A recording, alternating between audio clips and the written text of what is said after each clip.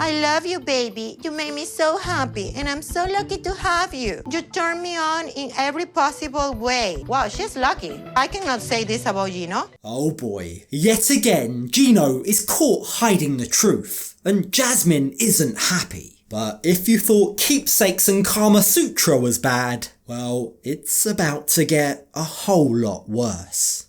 And what did he do? They went out Okay, but where? to a strip club. Busted. Yeah, he's been caught in yet another lie. Now, before we dive into all of Gino's deceit, let's rewind to the beginning. So we left these two after one of their biggest fights yet. Jasmine discovered lip gloss that wasn't hers in his car, and now she's convinced that Gino's been cheating on her. And after storming out of the car and bawling her eyes out, now she wants a plane ticket back to Panama. This has been a crazy ass last couple of hours. Jasmine won't let me explain how that stupid lip gloss got under the seat and how it got there. How did it get there, Gino? Do you have an explanation? Because you didn't seem to have one in the moment. Now, at the time, the way it was presented to us in the episode, it seemed like Gino pulled into a car park, abandoned Jasmine, then drove off. But it turns out that wasn't the case. He actually stayed parked up as she ran away. And now that she's got a grip of her emotions, she's decided she doesn't want to be here anymore. She wants to go home. Please, just buy me a ticket. I want to go back to Panama, please. Let me go and pick up my dog and my thing. Okay. Yeah. Okay. Yeah, I don't want to be with you. Yeah. Yeah, Jasmine's convinced herself that Gino isn't being honest with her. The lip gloss is one thing, but it's Gino's reaction to that lip gloss that's convinced Jasmine that he's lying. Now, to be fair to her, it did seem like Gino was acting differently to how he usually does when they fight. He seemed angrier, he seemed more defensive. Why you reacted like that? Or nervous? I'm not nervous. I'm just telling you, there's no girls in my life. The last 3 years I was with you, never cheated on you, never been with a girl in my car. Is he nervous, or is this just the reaction of a man that's exhausted with fighting over and over again with the woman he's supposed to love? Because if that's the case, he's not the only one. You see, Jasmine's anger has now passed, but in its place is just sadness. She's distraught, and she begins to cry again. She tells Gino that even though he says he loves her, she doesn't feel loved at all. Why are you doing this to me? You know why? Everyone in my life always abandoned me. Why are you doing this to me? Jasmine sees this supposed cheating as complete rejection, and we all know she doesn't deal well with rejection. It triggers her abandonment issues, which stem from her dad abandoning her when she was just 3 years old. He apparently left her mum, saying that she was a huge mistake. And ever since, Jasmine has struggled to build self-love and self-worth in her life. If not even my dad can love me, like why any other man will love me? If when my dad rejected me, why will any other man on earth want me? It's not the first time that Jasmine's blamed her behaviour on trauma. Like, she's self-aware enough to know that it plagues her, but yet she seems reluctant to take the steps needed to actually address it, to be able to overcome these abandonment issues. Why? Well, that would require actual self-development. That would require work. And that would mean she's no longer able to play the victim card that she likes to fall back on all the time. So, as the cold gets too much for her, they move the conversation back to the car. How can I know you're telling me the truth? How? Baby. It's hard to trust for me. It's hard. Think about it. Think of all the times you called me on the phone. I was always home. It's hard enough for Jasmine to trust on an ordinary day. But in this situation, the question still remains, whose lip gloss was that? Gino had previously been complaining that Jasmine hadn't given him enough of a chance to explain, and we're still waiting for that explanation, Gino. But it seems like we're gonna have to keep on waiting, because he clearly doesn't have one yet. And when we next join them, we've jumped to a few days later.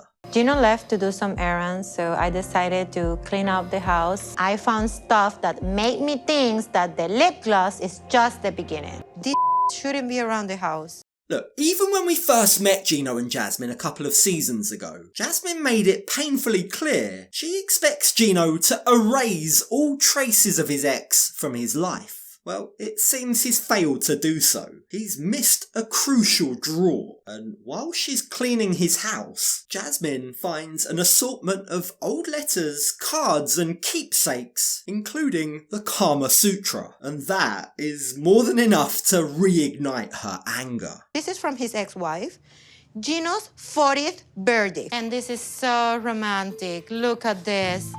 Oh, to the man of my dreams. Yes, but Jasmine, this was an ex-wife. Like, she's got some real audacity to be pissed off at him for this, when she accepted $2,000 from her ex Dane to pay for her butt implants. Like, what right does she have to be so annoyed? Isn't she carrying around an even bigger, ever-present memento of her ex? Well, the truth is, while it might be okay for Gino to still have little memories of a huge chapter in his life, what isn't explicable is what Jasmine finds next, written in a notebook. He has never tried to learn Spanish. He was apparently, interested in Spanish. And the only word is in here is perras, bitches. Yeah, that one is a lot more difficult to explain. Perhaps he jotted it down after one of his big fights with Jasmine. But I can't help but suspect it is probably directed at Jasmine. So, as Gino returns home from whatever errand he's been running, Jasmine is ready to confront him with what she's found.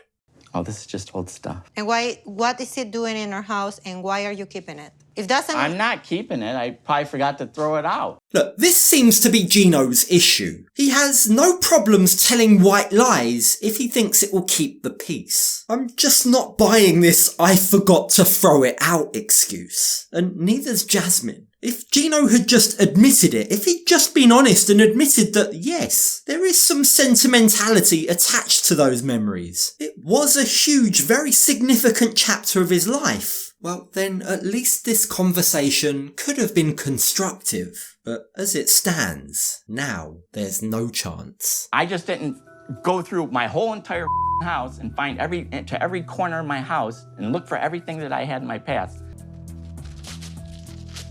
Instead of being honest, Gino just doubles down on his excuse. He remains adamant that these keepsakes are meaningless to him. This was all an oversight. He meant to throw it out, he just forgot. But what seems obvious here is this is him just trying his best not to make Jasmine any angrier than she already is. The only problem is, he accidentally shows his cards whilst talking to the camera crew.